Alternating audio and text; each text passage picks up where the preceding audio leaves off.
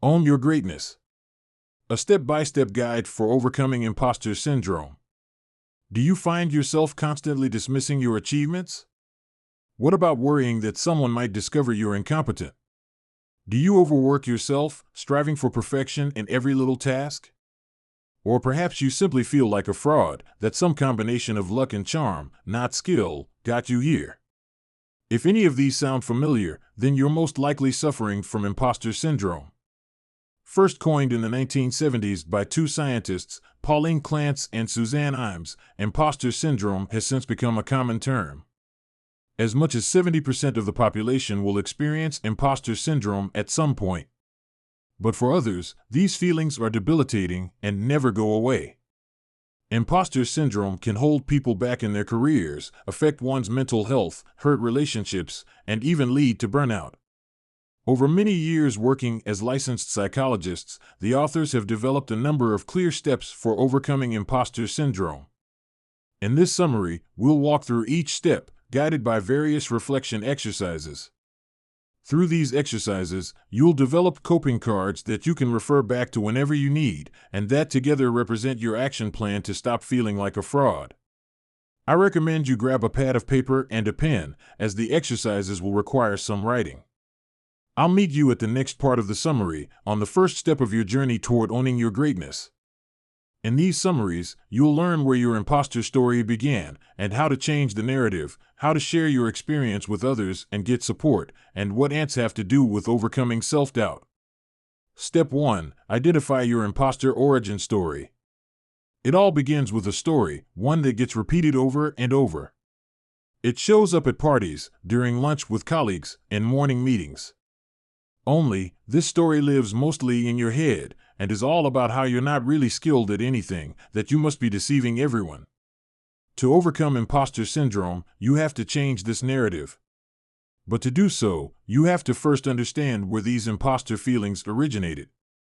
For many, they trace back to childhood and their family dynamics. Perhaps you grew up with very high expectations placed on you, and an emphasis on achievement. Or maybe you played the role of pleasing other family members and fulfilling their needs. Maybe you were constantly compared to another sibling, or your unique skills were never recognized.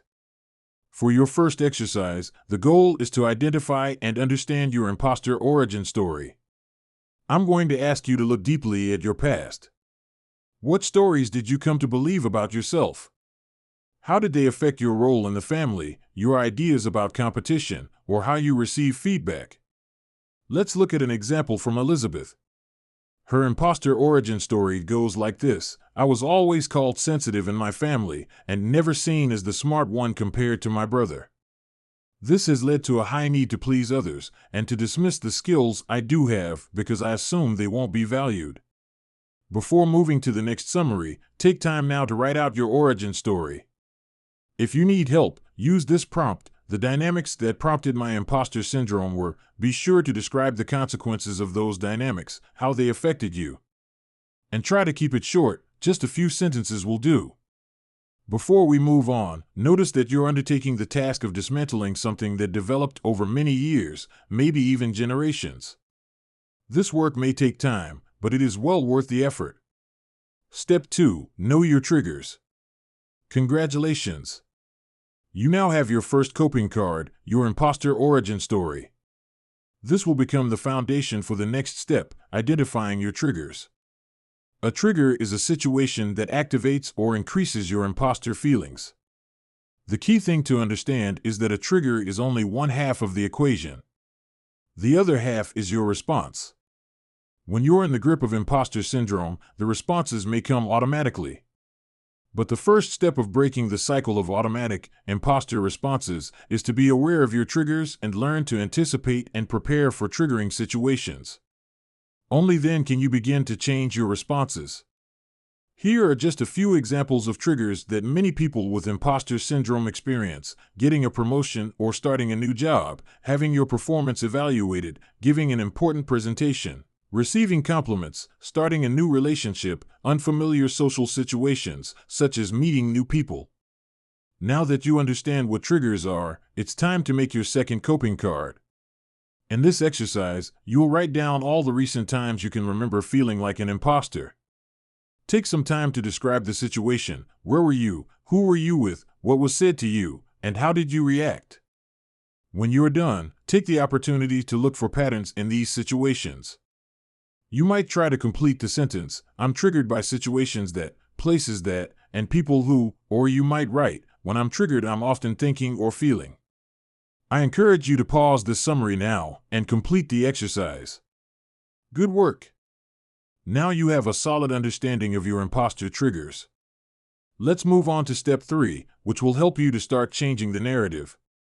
Step 3. Change your narrative. I only have this job because no one more qualified applied. I'm such a fraud. I need to work even harder so they don't question their decision to hire me. Isn't it time to finally change that tired, old story? I know, some days it feels impossible to see yourself any other way.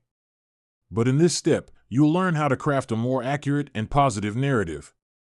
The method we'll use is to thicken the story. What does that mean? Well, the thing about your imposter story is that it's distorted. It is simplistic, one-dimensional, and leaves out a lot of information and context. In other words, it's thin. Let's return to Elizabeth. Remember her? She was always told growing up that she was emotional, compared to her brother, the smart one. This led Elizabeth to believe she isn't smart. She learned to attend to everyone else's emotional needs instead. But Elizabeth's story leaves out a lot. In reality, both she and her brother are smart. While things appear to come easily to her brother, Elizabeth takes her time to learn new things. She needs to study and write things down to comprehend them. By thickening our story, we can create something more complex, balanced, accurate, and affirming. In Elizabeth's case, she challenges the narrative that she's not smart. One of the powerful things about a thicker narrative is both and thinking, rather than either or. Her new story questions why someone can't be both sensitive and smart.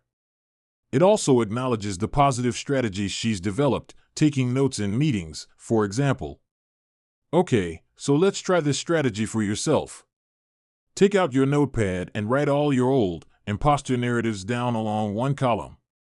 In the adjacent column, thicken each narrative. What skills or achievements does that story ignore? What is the bigger context for that story? What is missing? Step 4. Speak your truth. No one can change their narrative and overcome imposter syndrome alone. When you hold this experience in and keep it to yourself, it has greater power over you. Curiously, the simple strategy of speaking your truth and putting it out into the world helps weaken its grip. I want you to start by identifying 1 or 2 people in your life who you trust deeply. It could be your best friend, a colleague, your spouse, your mom. Share with them what it's like to live with imposter syndrome, what anxieties and fears come up for you, and the things that trigger it. You might be amazed that these confidants have experienced similar feelings. Or they may reflect back to you all the skills and achievements they associate with you. And it might help you be more open about this with more people. The other aspect of speaking your truth is owning your skills and achievements. Remember what we discovered in the previous part of the summary: your imposter narrative often hides the truth, crowding out your actual achievements and the things you are good at. Reversing that story requires acknowledging that you have lots of talents. For this exercise, I want you to simply write down a list of your skills. What do you excel at? What are some things you often don't promote about yourself, or that don't get recognized as often? It's helpful to define skills broadly here, such as emotional intelligence, interpersonal skills, communication, body kinesthetic skills, musical or visual skills, and creativity. If you're struggling, that makes sense because your imposter story has been hiding and downplaying your gifts and talents for years. Try this to get the ball rolling. Think of an accomplishment or 2, something you've done in your life that you're proud of. What skills did those achievements require? This list of skills will be your 4th coping card, and it's a handy one to refer back to whenever you need a reminder of your greatness. Step 5. Silence your ANTs, or automatic negative thoughts. Imagine you've laid out a beautiful picnic. There's fresh sandwiches on soft bread and piles of colorful fruit. You're sipping on a glass of wine when suddenly the ants show up. They start carrying off entire grapes and swarming your Tupperware. These annoying little creatures are oddly like the negative thoughts that crowd your mind when you're in the grip of imposter syndrome. They come from nowhere, are intrusive, and can carry a lot of weight. For step 5, we're going to learn how to silence these ANTs, or automatic negative thoughts. That's because they interrupt your ability to change your imposter story and think positively about yourself. Let's begin by looking at a number of common ANTs. As I describe them, think about which apply to you. Mind reading, they must all think I'm incompetent. Labeling, I'm so stupid, I can't believe I did that. Fortune telling, there's no way this is going to work out. Catastrophizing, they're going to fire me if I make a mistake. Unfair comparisons, everyone here is so accomplished compared to me. All or nothing thinking, if it's not perfect, then it's a failure. Discounting positives, that compliment isn't genuine, they were just being nice. For your 5th coping card, I want you to write down your most common or strongest automatic negative thoughts. How do they contribute to your imposter syndrome? Now it's time to develop some ANT repellent. Begin by asking challenging questions of each ANT. For example, if you tend to catastrophize, you might ask, what evidence do I have that this could happen, or has anyone ever been fired for giving a poor presentation before?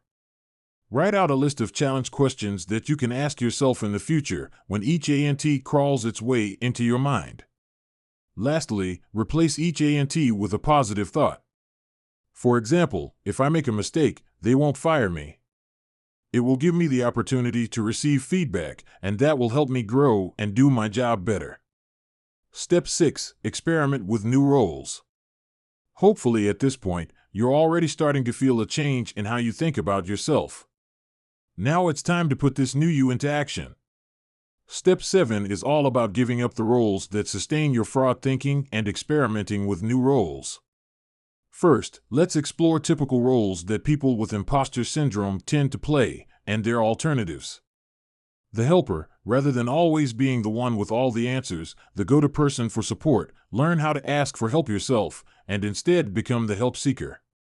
The superperson, instead of trying to do everything on your own and taking all the responsibility, learn to delegate tasks and work in a team, becoming the collaborator.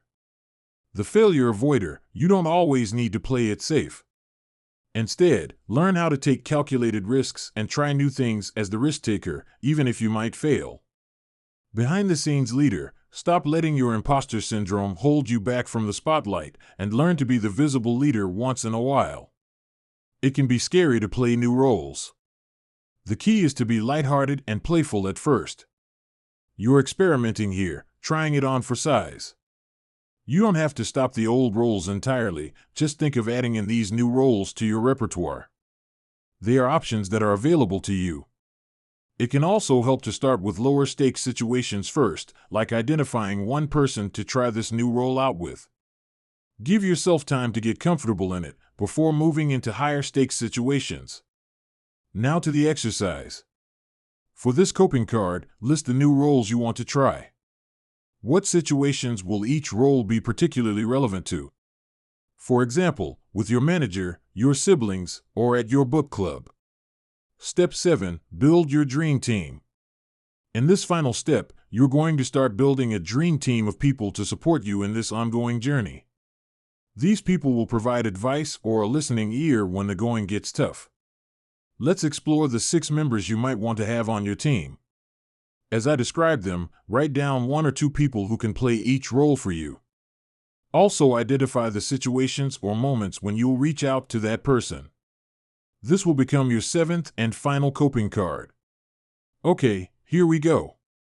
The 6 dream team members are: the cheerleader is a person who can lift you up when you're feeling low, guilty, or falling back into old patterns. It's most likely a friend, family member, or trusted colleague. Colleague. The grounder can give you a reality check when you're catastrophizing or spinning. Choose someone in your life who is rational or realistic and won't be afraid to speak honestly. The action planner is somebody good at solving problems and who will help you break things into steps and make a plan. They usually have insight about the situation, like a colleague. The big picture person knows you well. They will remind you of where you're trying to go in life, what you value, and who you want to be when the small stuff is overwhelming you. The imposter expert could be someone who suffers from imposter syndrome as well, or has specialized training, like a therapist or coach. Lastly, the mentor is someone more experienced in your field who can help you navigate and advance in your career. Congratulations for making it this far. Now I want you to gather up all your coping cards from each step. You should have 7 altogether. These are the tools you can return to if you start slipping into imposter stories. Together, they serve as your individualized action plan. Changing your relationship to yourself is no easy task. But can you picture it? That's you, living your best life, no longer feeling like an imposter, and believing in yourself. Final summary: the most important thing to remember from all this is, while it takes some work, it is possible to stop feeling like an imposter. In these summaries, you've learned where your imposter story came from, what triggers it, how to change your narrative and speak your truth, how to silence automatic negative thoughts, experimenting with non-imposter roles, and building a dream team of people to support you. Together, these tools will help you overcome imposter syndrome once and for all and start owning your greatness. And here's some more actionable advice: prioritize self-care. Many people who think they're an imposter respond by digging in harder, working themselves to the bone to compensate. They may think that any mistake is a complete failure. All this overworking and perfectionism can easily lead to burnout, a common experience for people with imposter syndrome. That's why it's so important to prioritize self-care activities: meditation, soaking in the tub, going for a walk, listening to music, reading, taking up a new hobby, cooking, time with friends, napping, going to a museum. Anything that brings you joy, helps you relax, and rebuilds your energy. Thanks for listening. Subscribe.